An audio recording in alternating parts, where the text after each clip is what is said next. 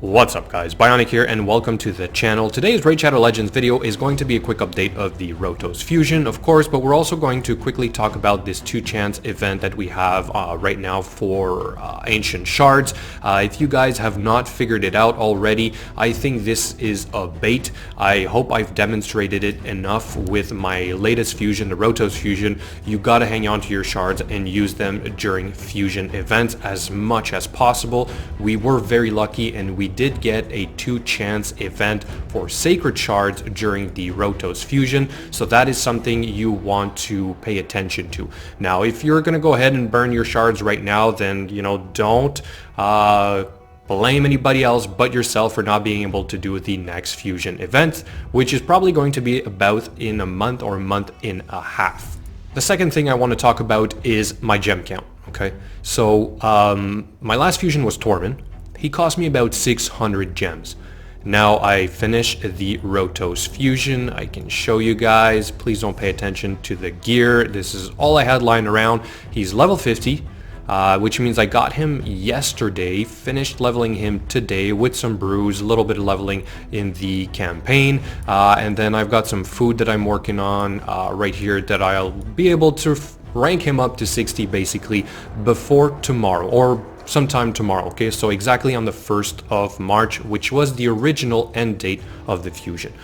But this fusion literally generated 1400 gems for me. I did not spend a single gem. I used whatever energy that was given to us during the fusion event itself, through all the other events, the tournaments and whatnot. We did have some downtime compensation energy. I mentioned that in the last video. So I also got very lucky with some of my summons, because if we look at the snapshot of what it looked like after the first summon rush, I basically had almost everything I need. I did have to do some of the tournaments, but like I already had a runic warder level 60, still ended up getting him through the tournament.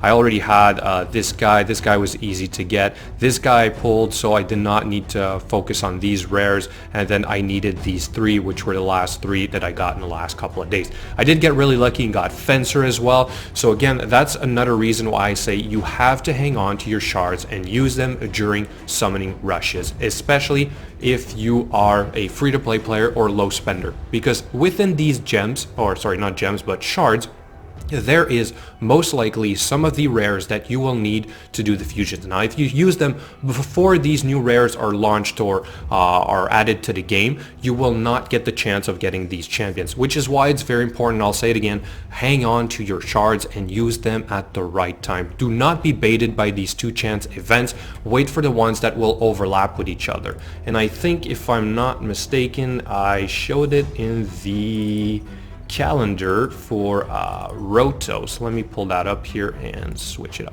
Okay, so the double chance event was right at the same time as the first summon rush. This is the perfect time to summon your champions. You get so many more benefits, or so much more from your shards by doing it this way, because you're completing a summon rush, you're getting double chance, and it is part of the fusion quest or fusion conquest, call it what you want. So again, please guys, pay attention to this. Do not be baited. And just so you guys can be sure that I'm not making this up, here is the first video that I posted on the ROTOS fusion. This was basically the review and guide, what you need to know, sort of like how to get prepared. Hopefully you guys have watched this one, but here's my gem count, 3,400. This is before everything started, and then as you saw just now, I have 4,880. And yes, I know there is the daily mine in there. I had a monthly in there as well of 100 gems, so it's not a clean 1,400. But all I'm trying to say is that the events, or the fusion events, are very tedious. They're hard to do, I get it, but when you're prepared, when you have a lot of brews saved up, when you have some food saved up, when you save up your energy, and now that we have the battle pass, it's easy to save up some energy in there as well.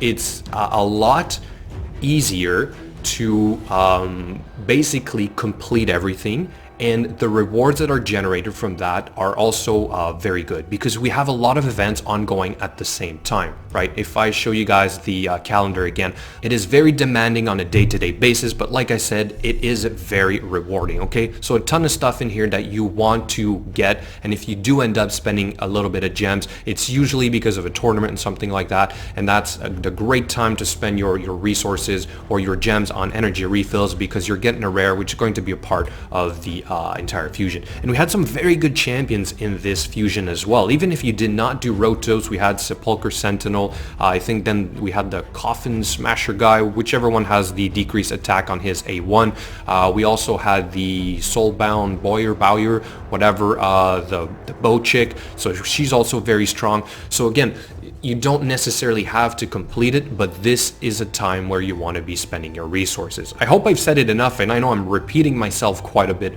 but hopefully you guys by now have figured it out that the best way to be efficient with your resources is to spend them at the right time. So going forward, what else can I tell you guys in order to be well prepared?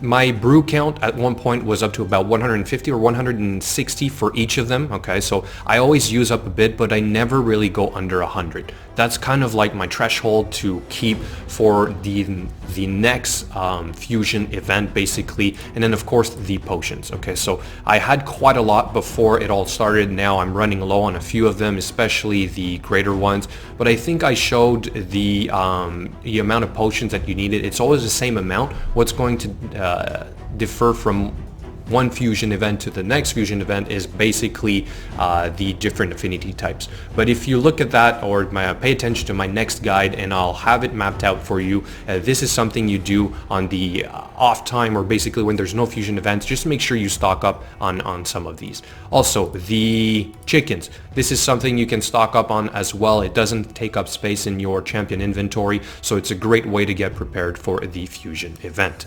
Okay, so now before I let you guys go, I have a quick request. I would like to have your opinion on who to use my legendary skill tomes on. So far, I've maxed out my Arbiter, I've also maxed out my Rosin, and I feel like Tormund, or perhaps Harvest Jack, or perhaps the new guy ROTOS are potentially good candidates to use my books on, although I am wondering if I should hold on to them until I get some S tier champions for the clan boss. But still, I would love to have your opinion, so let me know what you guys think. I do have a couple more legendaries, which is Azavia, Foley, and then the Ghostborn. Ghostborn already has 2 books in him, which was for his, if I'm not mistaken, A2? No, A3, to basically get 100% rate on his decreased defense, which cannot be resisted. But so far, I've noticed that I don't really use him because it's a 5-turn cooldown, and you know what? A War Maiden can do the job almost just as well, especially for the level 20 dungeons, so I don't think that Ghostborn is worthy of having those books. But anyway, let me know what you guys think, and I hope you've enjoyed the video. As always, thank you so much for watching, and I will catch you guys later.